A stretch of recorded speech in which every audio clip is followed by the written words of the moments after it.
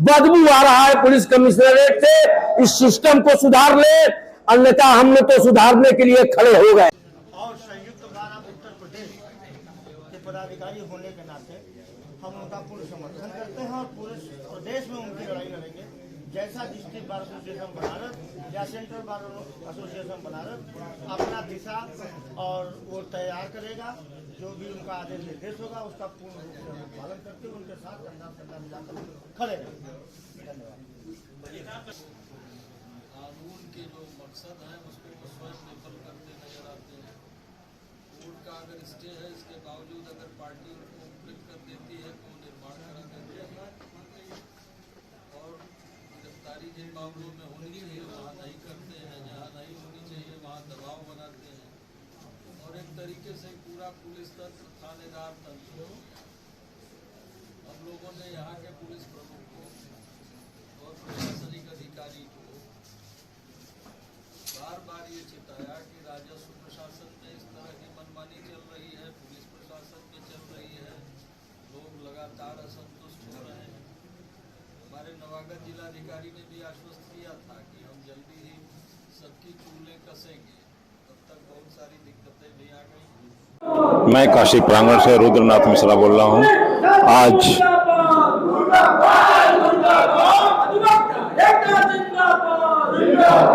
जैसा कि अभी आप देख रहे हैं, पुलिस प्रशासन मुर्दाबाद, अधिवक्ता एकता जिंदाबाद के नारे लगाए जा रहे हैं। आज दी सेंट्रल बार एसोसिएशन के सभागार में कुछ बाहर के अध्यक्ष महोदय लोग आए हुए हैं, जिनसे विचार विमर्श हो रहा है कि अगली रणनीति क्या होनी चाहिए और लोगों का क्या विचार है, अधिवक्ता अगली लड़ाई कैसे लड़े, इस पर मीटिंग चल रही है। सेंट्रल बार एसोसिएशन का अध्यक्ष का रूम है जहां मीटिंग चल रही है। कुछ देर बाद ये पता चल जाएगा कि मीटिंग में क्या बातें हुआ और अधिवक्तागण कितना उग्र हैं या शांत है। जो 2 दिन से लगभग 3 दिन से ये अधिवक्ता और पुलिस के बीच विवाद चल रहा है, इस पर आम अधिवक्ता से हम बात करना चाहेंगे। बताइए, आप अपना नाम बताते हुए बताइए क्या विचार में होना चाहिए। कोई पदाधिकारी सेंटर बार कहना यह है कि इस आग को पुलिस विभाग द्वारा बढ़ाया जा रहा है, आम अधिवक्ताओं के ऊपर प्रताड़ित करने का प्रयास किया जा रहा है। अभी भेलूपुर में जो कांड हुआ उसमें उस अधिवक्ता को बराबर कार्य धमकियां मिल रही हैं कि आप मुकदमा उठा लीजिए, नहीं तो आपके ऊपर SC/ST का मुकदमा चलाया जाएगा। तो ये प्रशासन की मंशा हमेशा गलत रही है और गलत कार्य करके फिर अधिवक्ता के ऊपर FIR दर्ज किया गया। जो दरोगा उसमें इंजर्ड हुआ है वो दरोगा मामूली चोटें आई हैं और उसमें ही कार्य 360 लगाया गया है और अधिवक्ताओं ने CTCV पूछे से यह साबित होता है कि अधिवक्ताओं ने उस दरोगा को बचाने का प्रयास किया और उनकी पत्नी द्वारा भी ये बयान कल। अब क्या होना चाहिए आगे अधिवक्ताओं की तरफ से, ये बताइए। अधिवक्ता अंतिम दम तक अपनी लड़ाई को लड़ेंगे तब तक कि मुकदमे में स्पंज नहीं हो जाता, FIR स्पंज नहीं किया जाता है। और अगर एक भी हमारे अधिवक्ता भाई को गिरफ्तार पुलिस करती है तो उसका परिणाम भले अधिवक्ता मारा हो, भले अधिवक्ता मारा ही नहीं। ये और जो भी नामें आई हैं ये कैसे आया, ये प्रशासन, पुलिस प्रशासन ये बताए जी, क्योंकि नाम इनको जो नहीं थे उनका भी नाम उसमें डाला गया। मतलब जब तक FIR पेश नहीं होगा तब तक ये हड़ताल चलता रहेगा। बिल्कुल है, नाम वापस ले जी। अरे बड़ा गांव थाने में 6 पुलिसकर्मी मिलके एक अधिवक्ता को गंभीर रूप से मारा गया। वो अधिवक्ता आज भी अस्पताल में एडमिट है, उसको भी बंदी बनाया गया। आज बाहर से कुछ अधिवक्ता के अध्यक्ष वगैरह को बुलाया गया है, तो कहाँ के अध्यक्ष महोदय आए हुए हैं? तमाम जिलों से आए हैं, लखनऊ से, मिर्जापुर, रॉबर्टगंज, सोनभद्र, बलिया, तमाम अगल बगल के पूर्वांचल के और इलाहाबाद, तमाम जिलों के कार्य ये मीटिंग चल रहा है अभी वो चल रहा है और उस पर एक निर्णय होना है और ये लड़ाई अब लंबी चलेगी और इसको बढ़ाने का काम पुलिस प्रशासन स्वयं कर रहा है। ऐसे आप अपना नाम बताएं और आप मैं राजेश कुमार सिंह एडवोकेट। मैं यहाँ भी प्रैक्टिस करता हूँ और पिंडा में भी करता हूँ। जो ये विवाद चल रहा है विगत 3-4 दिनों से पुलिस वर्सेस अधिवक्ताओं का, इस पर अब आगे क्या होना चाहिए ये बताएं। देखिए, इसमें एक चीज हम जानते हैं कि वकील को वकील के साथ खड़ा होना चाहिए और वकील प्रताड़ित हो रहा है। इस समय आप देख रहे हैं कि जो यह घटना घटी, दरोगा जी जिसको बताया गया कि घायल हुए 14 घंटा में वो जो है बाहर हो गए, अस्पताल से बाहर डिस्चार्ज हुए, और जिसको मारे थे जिस वकील साहब को, वह आज भी ट्रामा सेंटर में भर्ती हैं और आपसे छुट्टी कर दिया गया है। उनका FIR तक नहीं नोट किया गया और यहाँ तक कि इस घटना में उनको भी FIR में जो है मुझे बनाया गया है, वो अस्पताल में जबकि भर्ती है। तो यह जो है पुलिस का तांडव है और उस तांडव को जो है अगर अधिवक्ता एक ऐसा एसोसिएशन है जो अपनी लड़ाई जो दूसरों की लड़ाई लड़ता है, वो अपनी लड़ाई नहीं लड़ सकता। यहाँ तक कि जो CP और पुलिस जो है जो लड़ाई में है, जब उनके ऊपर आता है तो वह भी किसी अधिवक्ता के यहाँ जाते हैं। तो आज के कार्यक्रम में क्या होना है, वो अधिवक्ताओं की तरफ से क्या अगली कार्रवाई होनी है? आज भी हड़ताल है। और मीटिंग जो है करीब 30-32 जिले के जो है अध्यक्ष आए हुए हैं। इस समय मीटिंग चल रही है।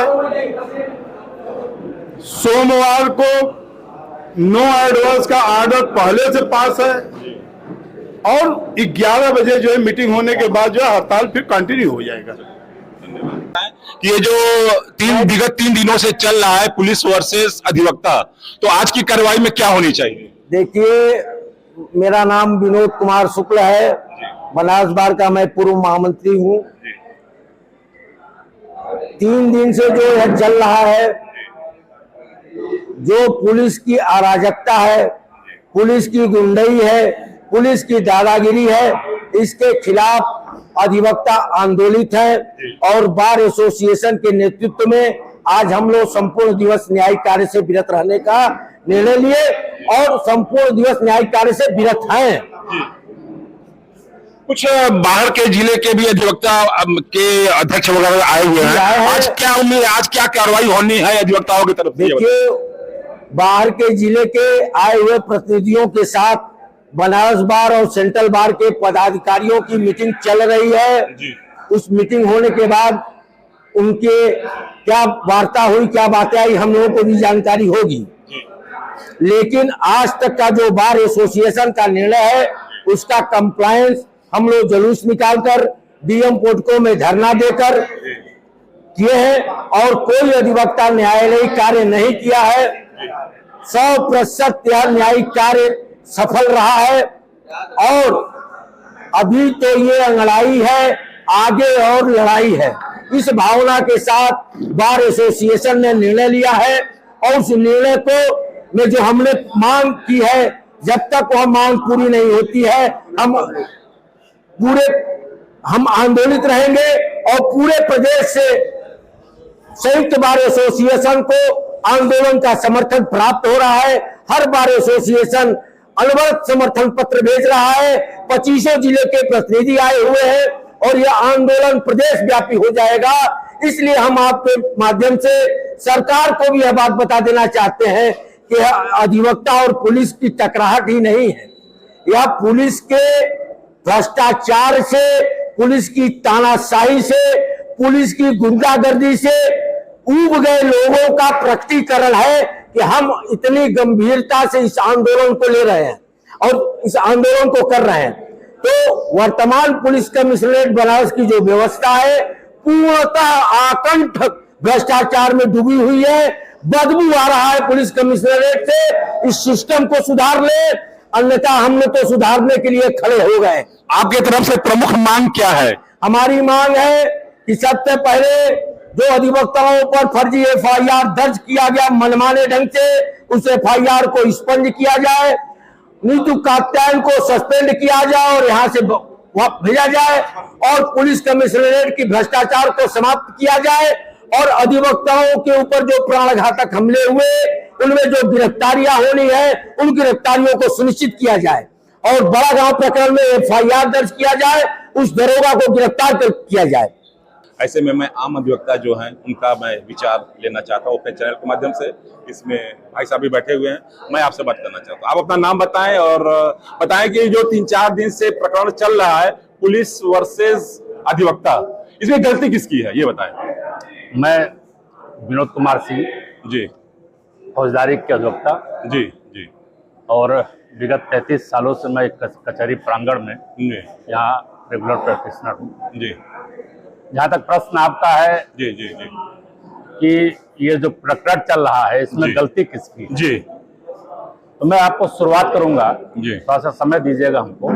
हाँ, समय है इसमें गलती सीधा कमिश्नरेट जो प्रणाली जो लागू की बनारस में, गलती कमिश्नरेट प्रणाली लागू करने वालों की है, और जो कमिश्नरेट प्रणाली लागू की गई है ये सबसे गलत हुआ है बनारस में।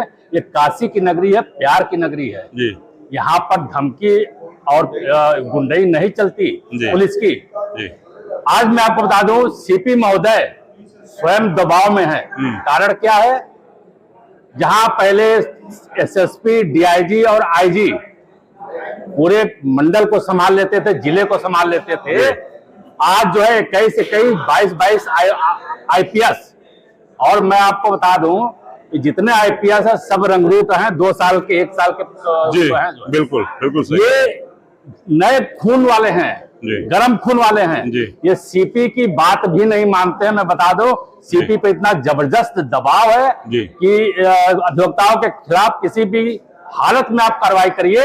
इनको इनके जैसा आप देख रहे हैं जी। कि गर्मी शांत कर देंगे, तमाम जी। इस तरह की भाषाएं जो बोली जा रही हैं जी। और सोशल मीडिया पे चल रहा है। जी। एक तो कोई दुबे जी हैं, कोई जितेंद्र दुबे सम DSP हैं, उन्होंने तो यहाँ तक कह दिया कि इन लोगों को 1 हफ्ता हड़ताल कर देने दिए। इनके अमित पांडे जी, उन्होंने कहा कि 1 हफ्ता हड़ताल कर लेने दिए, अधिवक्ताओं के घर के चूल्हे नहीं जलेंगे। मैं दुबे जी से कहना चाह रहा हूं, हम लोगों ने महीनों हड़ताल किया है और हम लोग इस काशी के रहने वाले हैं, अधिवक्ता हैं। आप कहीं और से आए होंगे, आप काशी को पहचान नहीं पाए, अधिवक्ताओं को पहचान नहीं पाए। हम भूख पेट भी लड़ लेंगे, लेकिन अन्याय के खिलाफ हमेशा आवाज उठाते रहेंगे। अब आप आते हैं हमें कानूनी पहलुओं पे। एक दुर्भाग्यपूर्ण घटना घटित हुई। एक दरोगा जी के खिलाफ साजिशन कुछ कारित करवा दिया गया।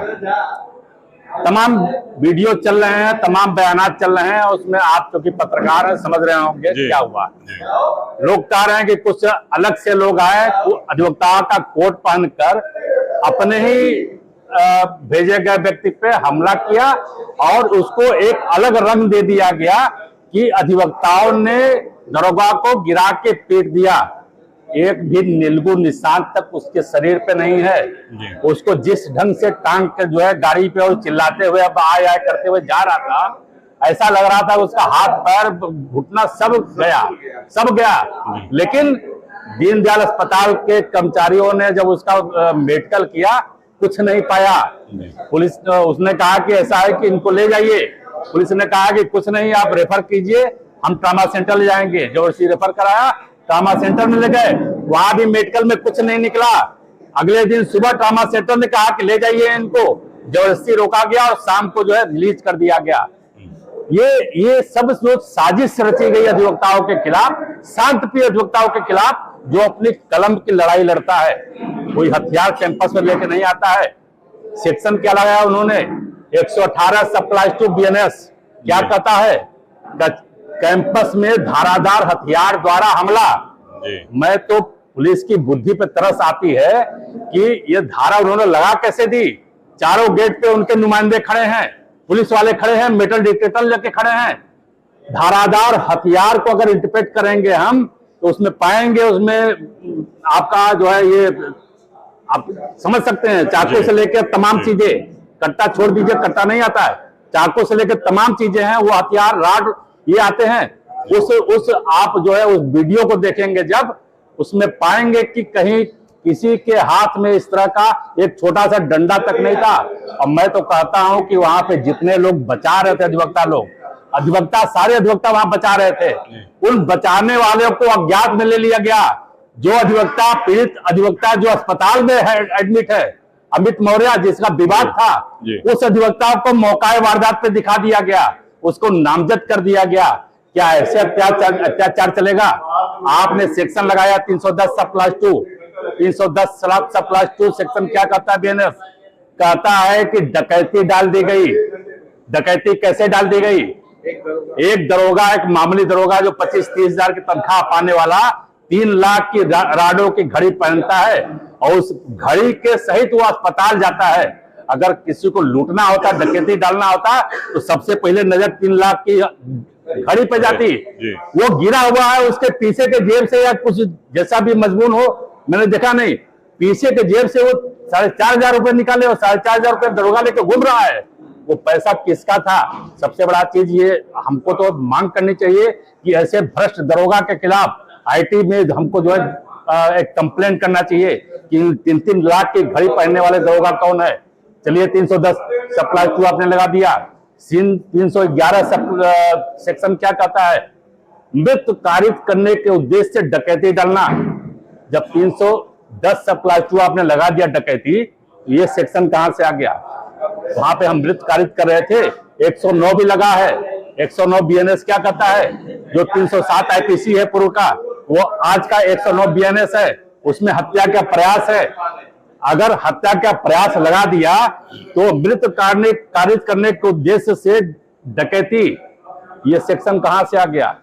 सबसे मजेदार एक सेक्शन आप पढ़िएगा, जो है सबसे लास्ट में है, सेक्शन 7, आपराधिक संशोधन कानून अधिनियम 1932 सेक्शन 7। वो क्या कहता है?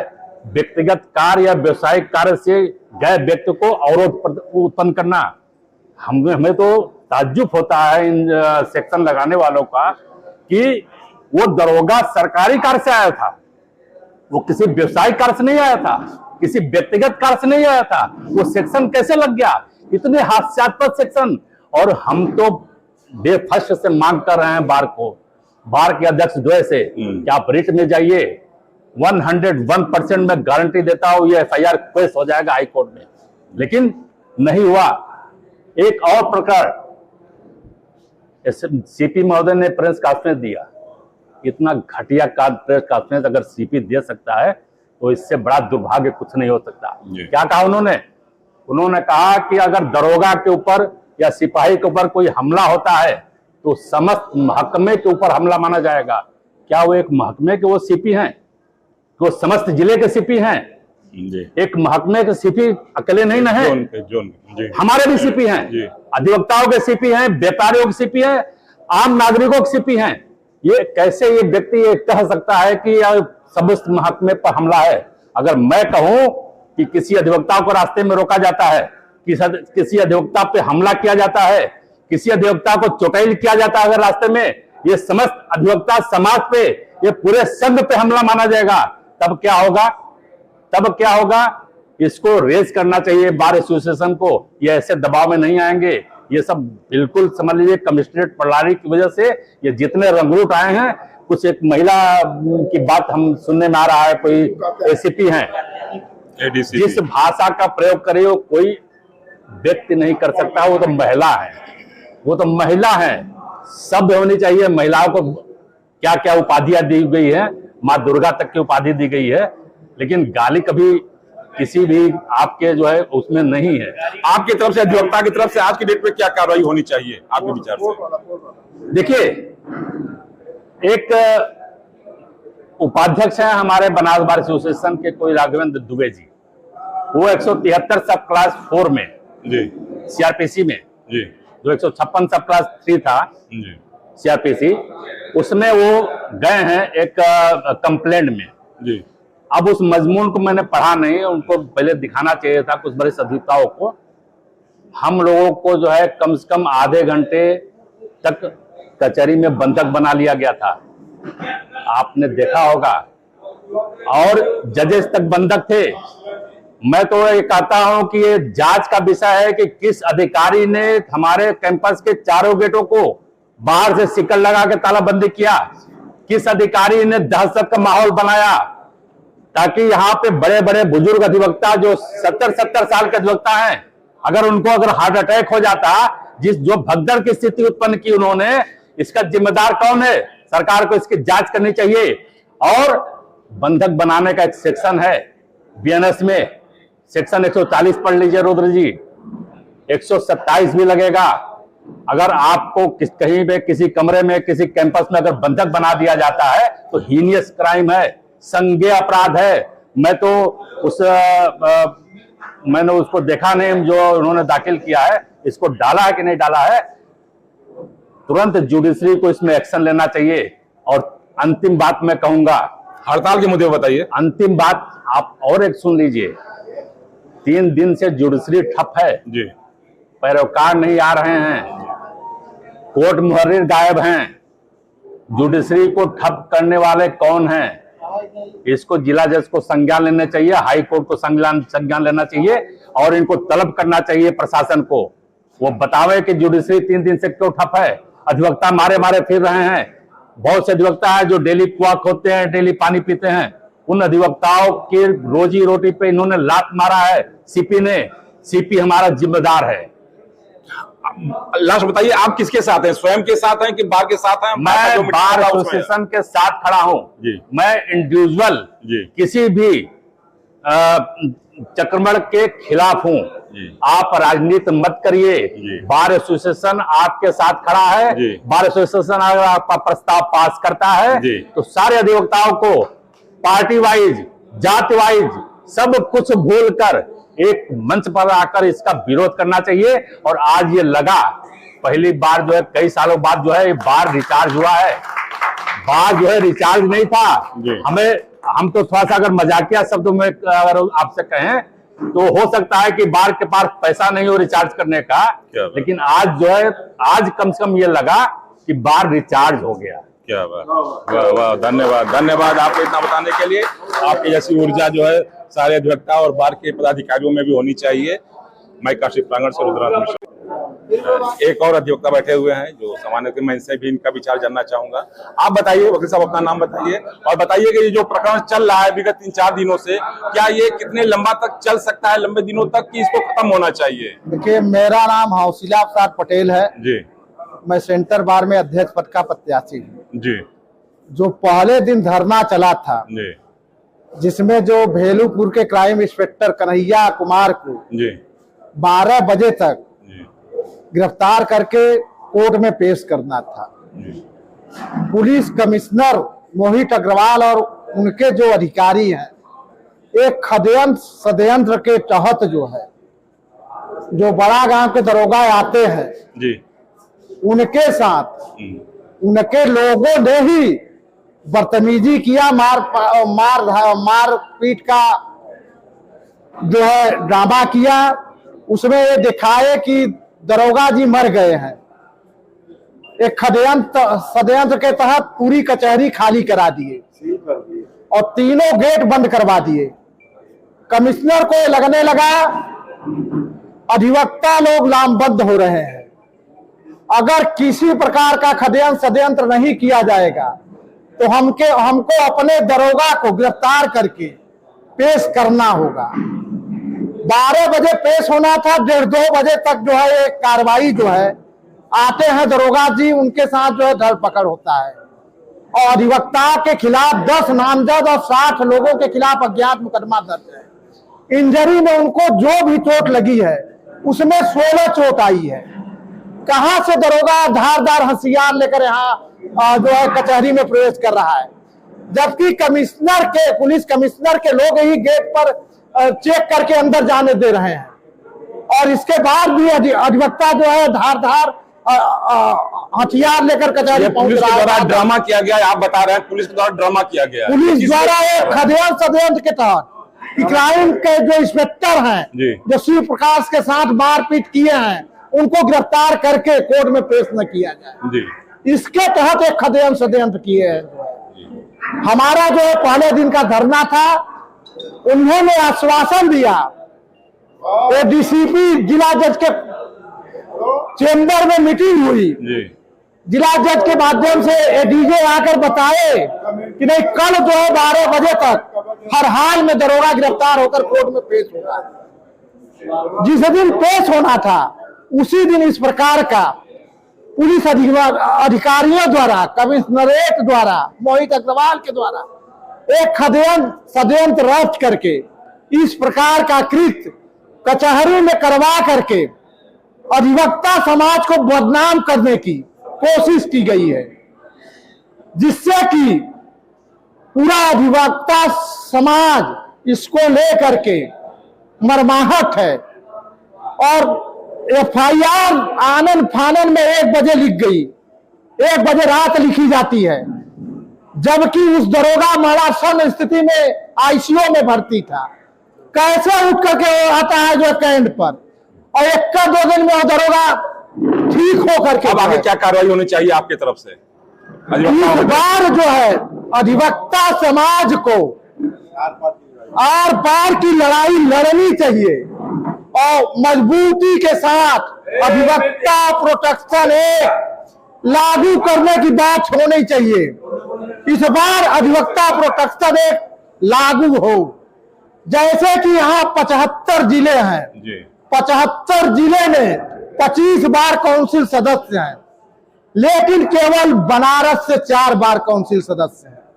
1 बार काउंसिल ऑफ इंडिया के भी यहाँ चेयरमैन हैं, फिर भी मेंबर हैं, फिर भी 2-3 दिन से धरना प्रदर्शन चल रहा है, बाइकाट चल रहा है, लेकिन हमारे बार काउंसिल के सदस्य यहाँ पर हमारे बार के साथ या मीटिंग के साथ उपस्थित नहीं हो पा रहे हैं। मैं चाहूंगा वो लोग भी अपनी जिम्मेदारी तय करें, अधिवक्ताओं के साथ आकर के, हमारे बार के साथ आकर के कंधा से कंधा मिलाकर चलने का कार्य करें। जैसे बनारस की घटना को लेकर के अब तक 22 जिलों में हड़ताल हो चुकी है, 25 जिलों में, और यहाँ 25-30 जिले के जो है पदाधिकारी, हमारे यहाँ 35 जिले के पदाधिकारी आए हैं यहाँ मीटिंग करने के लिए कि इस बार जो लड़ाई अधिवक्ता समाज लड़ रहा है उसको मजबूती से लड़े और मांग करे कि प्रोटेक्शन एक्ट अधिवक्ता लागू हो जाए, ताकि देखिए हमारे मोहित मौर्या जी को बड़ागा थाने में मारा गया, आज भी वो भर्ती है। का ये हड़ताल चलता रहेगा, एकदम चलता रहेगा, आर पार की लड़ाई लड़ी जाएगी। जो अधिवक्ता वर्सेस पुलिस, ये लड़ाई जो है विगत 4 दिनों से चल रही है वाराणसी कचहरी में जो है, इस पर आम अधिवक्ताओं का मत आ रहे हैं। इसमें एक विशेष अधिवक्ता बैठे हुए हैं, मैं इनसे बात करना चाहूंगा। ये लड़ाई, अपना नाम बताएं और बताएं कि ये जो विवाद चल रहा है पुलिस वर्सेस अधिवक्ता, ये उचित है कि अनुचित है, किसके तरफ की गलती है?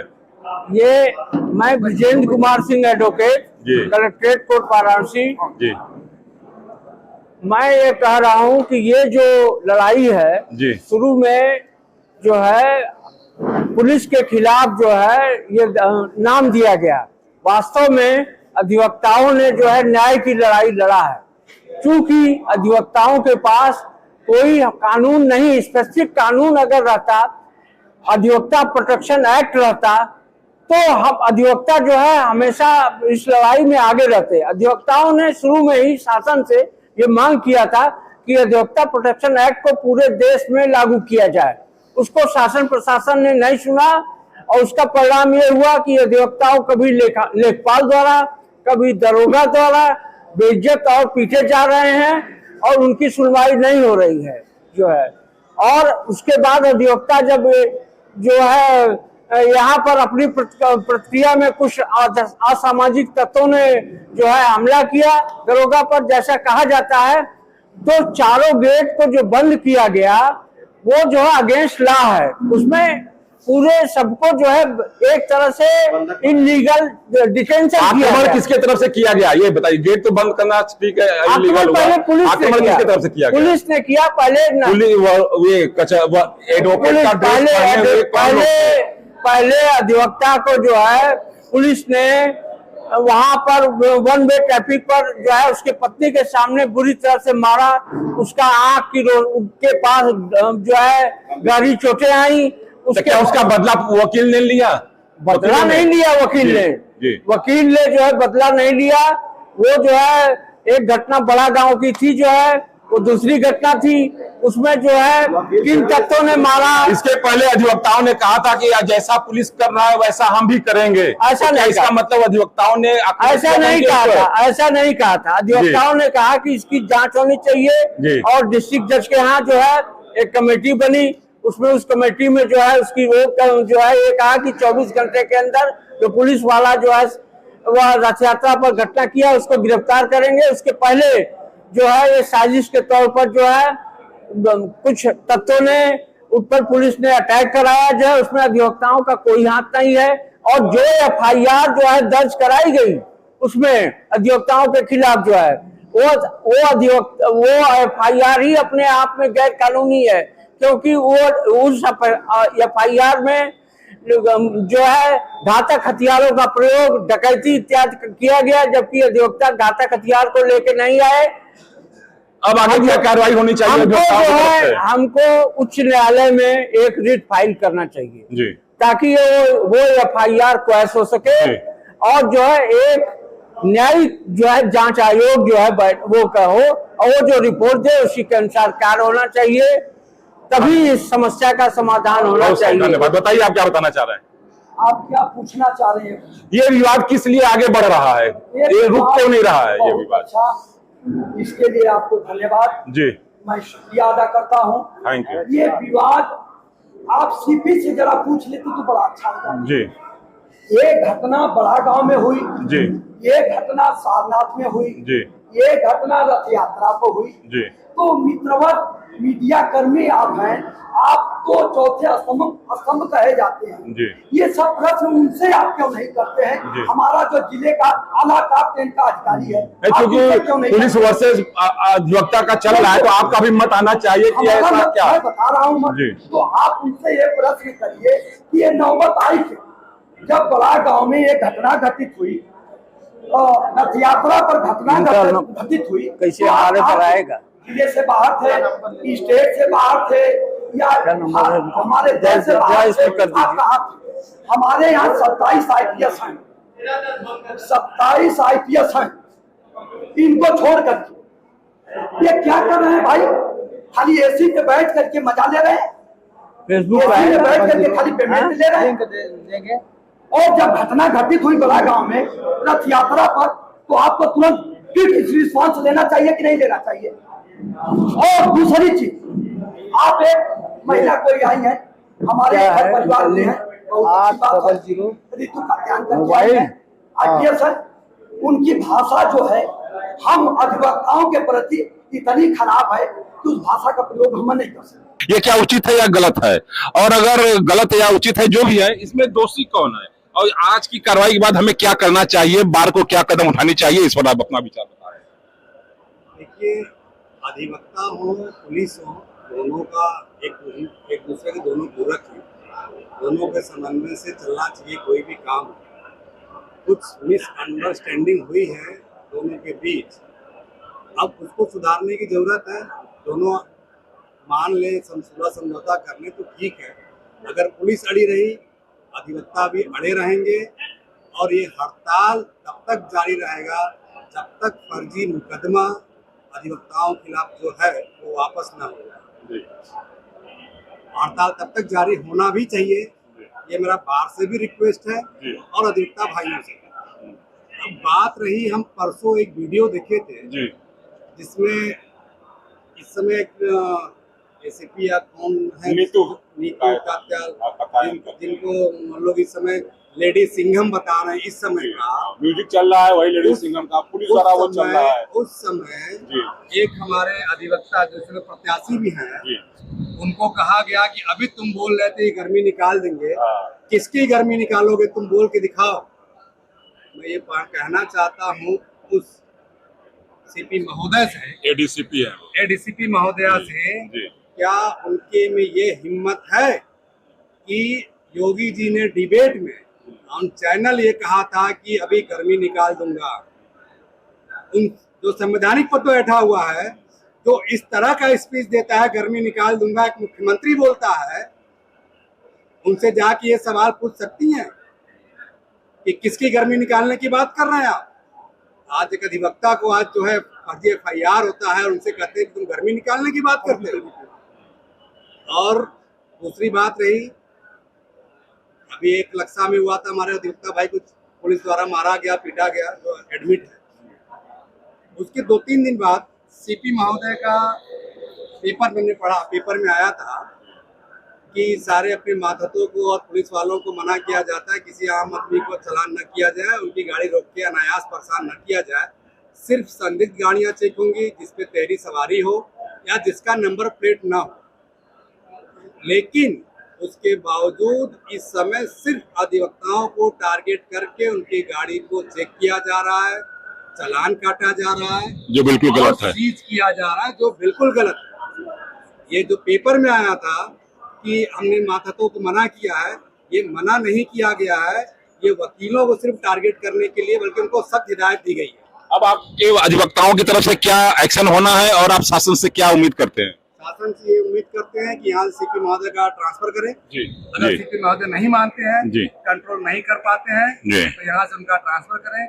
यहाँ किसी ऐसे अधिकारी को भेजा जाए जो कि माहौल को संभाल सके, और इनकी जो मन बड़ी है पुलिस की, जो घुसखोरी। और अधिवक्ता की तरफ से क्या वार्निंग दिया जा रहा है, क्या करना चाहिए अधिवक्ताओं को? अधिवक्ता हम तब तक हड़ताल पर रहेंगे जब तक हमारी मांगे पूरी ना हो। धन्यवाद। आप काशी प्रांगण पर है, आपके आवाज को जरूर शासन तक जानी चाहिए। हमारे चैनल काशी प्रांगण यूट्यूब चैनल।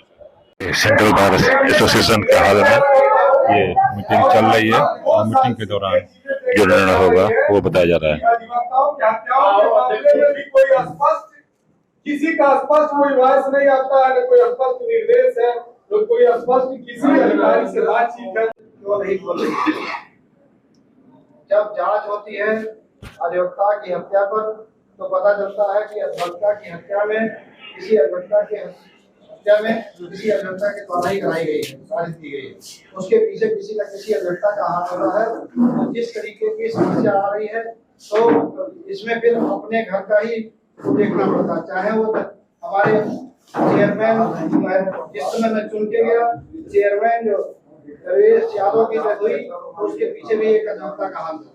ठीक है, आप लोगों ने देखा होगा। इसी प्रकार का कोई एफिडेविट नहीं दिया है। बार असिस्टेंट गई थी सुप्रीम कोर्ट, फैजाबाद बार के अध्यक्ष बैठे हुए हैं यहाँ पे सिंह साहब, और वो इस पे बेहतर प्रकाश डालेंगे कि क्या हुआ था। मुझको खड़ा किया गया इलाहाबाद हाई कोर्ट में, लखनऊ के 6 मेंबरों को 7 मेंबर किसी सही कामयाब एक्शन में खड़ी होगी। मैं आपके 24 में आपके साथ 24 आवर में आपके साथ खड़ा हुआ हूँ, आपके साथ चलूंगा। जेल दर्ज से चलने के लिए तैयार हूँ, माननीय मुख्यमंत्री जी के यहाँ चलने के तैयार हूँ, जहाँ कहेंगे वहाँ चलने के लिए तैयार हूँ। बार काउंसिल में 25 मेंबर हैं, ठीक है। आप लोग पोजीशन जानिए कि उनको भी कहिए। 4 मेंबर आपके यहाँ के हैं, 4 मेंबर मेरे ख्याल से सभी आपके साथ हैं। ऐसा नहीं है कि कोई आपके दुख दर्द में खड़ा नहीं है, सभी साथ में है। लेकिन आपको हम आपके यहाँ बैठे हैं, बार काउंसिल मेंबर के बैठे हुए हैं, मैं देखने ही तो आया हूँ। ये आपकी बात मैं उठाऊंगा नहीं क्या? नहीं सर, ये बात मैं पूछ रहा था, जो पूरी मदद संस्था से रिक्वेस्ट करना चाहते हैं वो संज्ञान है हमारे से, हमारा पक्ष रखते हो कि महोदय हम जाए कहाँ, हम स्ट्राइक नहीं कर सकते। वो कोई बात किस फॉरम में किस तरीके से रखते हैं, लेकिन स्ट्राइक नहीं करते हैं तो लात खाते हैं, लात खाते हैं तो मुकदमा होता है, लात भी खाए मुकदमा भी झेले। तो सर आप हमारी मदद संस्था है, सर आपने पूरे हमारी पीड़ा कौन सुने? आपने कोई प्रत्यावेदन किसी प्रकार की एप्लीकेशन बार काउंसिल को भेजी और बार काउंसिल के चेयरमैन ने मना किया कि मैं आपके साथ नहीं चलने को तैयार हूँ। स्वतः संज्ञान भी एक चीज होती है सरकार। इतने प्रदेश भर में उत्पीड़न चल रहा है, आप स्वतः संज्ञान लेके नहीं कर सकते हैं। आप प्रत्यावेदन का वेट करेंगे, आप स्वतः संज्ञान लेके आए हैं यहाँ, तो क्या ये बार काउंसिल में और अन्य मेंबरान या आप इस पे एक्शन नहीं कर सकते? प्रेसिडेंट सर के निर्देश पर मैं अपने अध्यक्ष महामंत्री और यहाँ लोग एकत्रित हैं। पूरे इलाहाबाद हाईकोर्ट बार एसोसिएशन की तरफ से आपको मैं पूरा समर्थन करता हूँ। आपके मुद्दे के साथ मैं हूँ और आप जो भी लड़ाई लड़े हम आपको ये भी आमंत्रित करेंगे कि जो FIR हुआ है उस FIR को क्रिमिनल रेटिफाई करके हम स्टे कराने के लिए भी हमारी बार एसोसिएशन आपके साथ खड़ी है। आप आइए, स्वागत है। बार एसोसिएशन आपके साथ, इलाहाबाद हाईकोर्ट बार एसोसिएशन आपके साथ खड़ा है। क्रिमिनल रेटिफाई करिए, जो भी हमारे खिलाफ जो FIR हो गया उसका लीगल लड़ाई करेंगे।